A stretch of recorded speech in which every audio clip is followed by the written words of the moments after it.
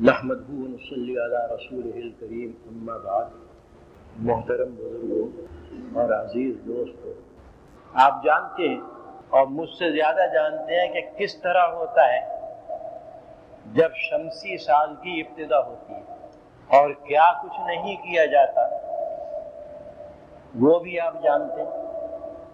یہ تو اسلامی تہذیب نہیں ہے، یہ نہ یہ اسلامی ثقافت ہے، نہ یہ قرآن کریم کا راستہ ہے، اور نہ یہ حضور اکرم صلی اللہ علیہ وسلم یا صحابہ کرام کا بتایا ہوا طریقہ ہے۔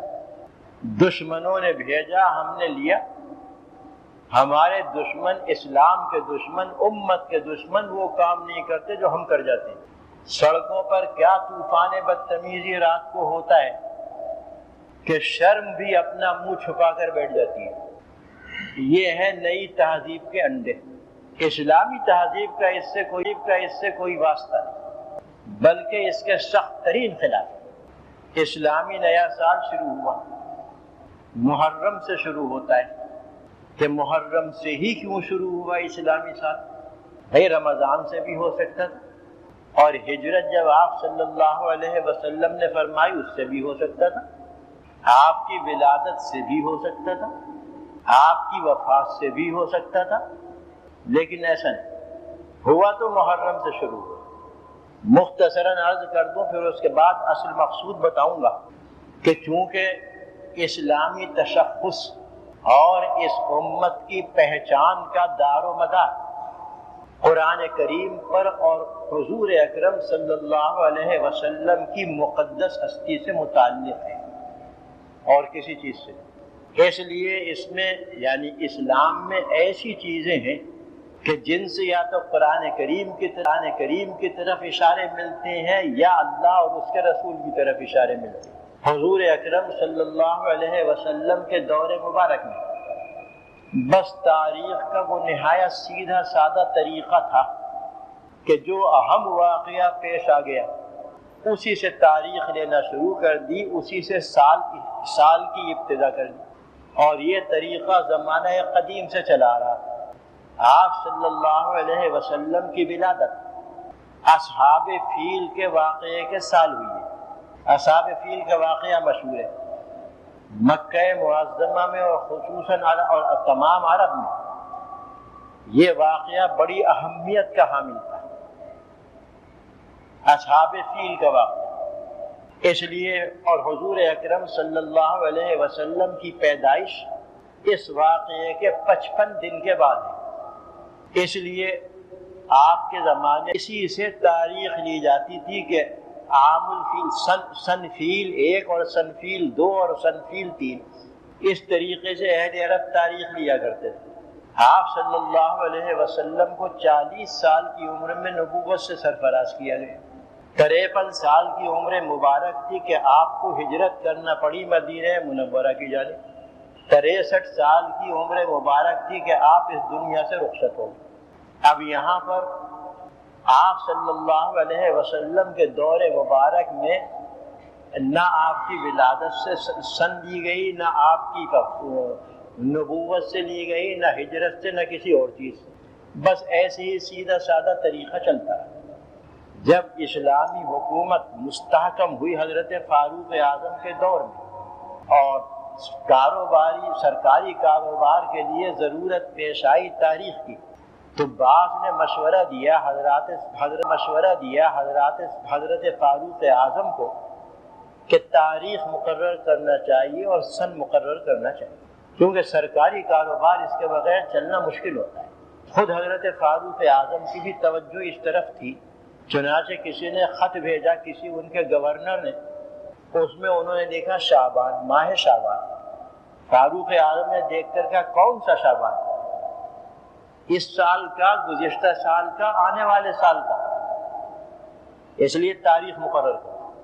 یہ اسباب پیدا ہوئے تاریخ مقرر کرنے کے۔ یہ اسلامی تاریخ بتا رہا ہوں۔ صحابہ کرام اس وقت بہت سے موجود تھے، فاروق اعظم تھے، عثمان غنی تھے، حضرت علی کرم اللہ وجہ تھے، اور بھی بہت سے حضرات صحابہ کرام تھے جن پر حضور اکرم صلی اللہ علیہ وسلم کو کامل اعتماد تھا، اور جن کے بارے میں آپ نے فرما دیا تھا کہ یہ جو کچھ کریں گے اس کو چنانچہ آپ نے اصحاب شورا کا اہل شورا کو بلا لیا اور پیش کر دیا ہے مسئلہ کی تاریخ مقرر کرو۔ اس پر تو سب نے اتفاق کیا کہ مقرر کرنا چاہیے۔ دریافت کیا فاروق اعظم نے کہ کب سے ہم تاریخ کی ابتدا کریں، کیونکہ چار ہی باتیں ہو سکتی ہیں کہ یا تو آپ کی ولادت شریف سے، یا آپ کی نبوت سے سرفراز کیے جانے کے وقت سے، یا آپ کی ہجرت کے وقت سے، یا آپ کی وفات سے۔ یہ چار ایسے اہم حالات تھے آپ صلی اللہ علیہ وسلم سے متعلق کہ جن کو معیار تاریخ بنایا جا سکتا ہے۔ چنانچہ چاروں رائے آ گئی، پھر اس پر بحث ہوئی، ہر ایک رائے پر بحث ہوئی۔ ایسے نہیں تھا کہ وہاں سے بات کہہ دی بس ہو گئی پوری۔ ولادت کی تاریخ مقرر نہ کرنے کی یہ وجہ پیش آئی کہ آپ کی ولادت کے سلسلے میں اختلاف تھا، تاریخ کون سی، مہینہ کون سا، لہذا ایسی چیز کو تو نہیں لیا جا سکتا۔ رہا نبوت کا معاملہ تو اس پر بھی کسی کی رائے متفق نہ ہو سکی اور سب اس پر متفق نہ ہو سکے۔ رہا وفات کا معاملہ تو اس تجویز کو بھی قبول نہ کیا گیا، اس لیے کہ آپ کی وفات کو اگر معیار بنا لیا جائے تو پھر ہر سال مسلمانوں کا حال کچھ دوسرا ہوتا جو اسلام کی مزاج کے خلاف، جیسا کہ ہمارے پڑوس کے لوگوں کو آپ دیکھتے ہیں، یہ پوری امت کا حال ہو جاتا۔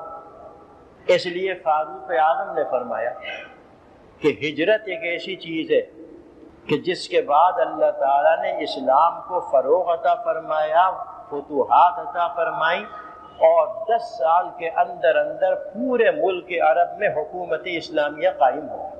چونکہ اس سے اسلام کا غلبہ ظاہر ہوتا ہے، اسلام غالب رہنے کے لیے آیا ہے، مغلوب ہونے کے لیے نہیں آیا، اس لیے اس کو مقرر کیا جائے۔ اس کو سب نے تسلیم کر لیا، مقرر ہو گئے۔ اور اس کے بعد ہجرت جب سے شروع ہوئی، ہجرت ہوئی ربیع الاول میں، لیکن اس مہینے کو نہیں رکھا، ان حضرات نے محرم کو رکھا، اس لیے کہ محرم کو اللہ تعالیٰ کی بارگاہ میں کچھ عظمت حاصل ہے ربیع الاول کے مقابلے۔ اللہ کی بارگاہ میں ماہ محرم کو کچھ عظمت حاصل ہے، چنانچہ اس کو شہر حرام کہا جاتا ہے۔ قرآن کریم میں بھی شہر حرام کا ذکر ہے، حدیث شریف میں بھی اس کا ذکر ہے کہ ایسا مہینہ کہ جس کی عظمت اور عزت کرنا چاہیے۔ یہ ابھی وجہ بتا دوں گا کہ کیوں کرنا چاہیے اور اس میں ہمیں کیا کرنا چاہیے۔ اس لیے اس کو تمام نے مقرر کر لیا، اس کو قبول کر لیا، اور اسلامی سن کی ابتدا ماہ محرم ہجرت سے ہو۔ اب اس کا مطلب یہ ہوا کہ اس ماہ محرم کے شروع ہوتے ہی حضور اکرم صلی اللہ علیہ وسلم کی ہجرت کو 1415 سال گزر چکے تھے۔ اب یہ 1416واں سال شروع ہوا، 1415۔ یہ اسلامی تاریخ کا تحفظ امت پر لازم ہے، یہ نہیں کہ امت بھول جائے، شریعت نے اس کو لازم قرار دیا ہے امت کو۔ اگر پوری امت یاد نہ رکھ سکے تو بعض کے لیے تو فرض کہ اس حساب کو جو اسلامی تاریخ کا ہے محفوظ رکھیں اور اس کو عام کریں، اس لیے کہ تمام اسلامی احکام کا دار و مدار اسی پر ہے، قمری تاریخ پر ہے، شمسی تاریخ پر نہیں۔ چنانچہ رمضان کو آپ دیکھتے ہیں وہ کب آتا ہے، وہ اسی چاند کے حساب سے آتا ہے، عیدین ہے حساب سے آتی ہے۔ عدت کا مسئلہ ہے، عورتوں کی عدت کا مسئلہ ہے، وہ چاند کے حساب سے، وہ جنوری فروری کے حساب سے نہیں، اور بھی اس قسم کے دوسرے احکام ہیں، وہ چاند کی تاریخ کے اعتبار سے۔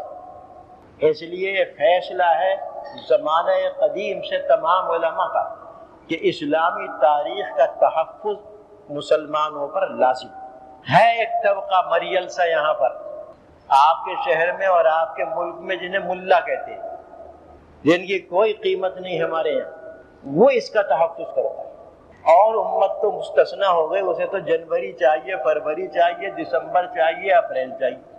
ایک یہ مریل سا طبقہ ہے ملاؤں کا جو اس فریضے کو ادا کرتا ہے، وہ قابل صد شکر ہے کہ اس نے ہماری جانب سے کفایت کر لی، سب کی جانب سے کفایت کر لی، ورنہ تمام امت گناہ گار ہوتا ہے، مریل طبقہ کرتا رہتا ہے اس کا تحفظ۔ بہرحال یہ تو مختصر سی تاریخ تھی، میں نے جو اسلامی سال کی بیان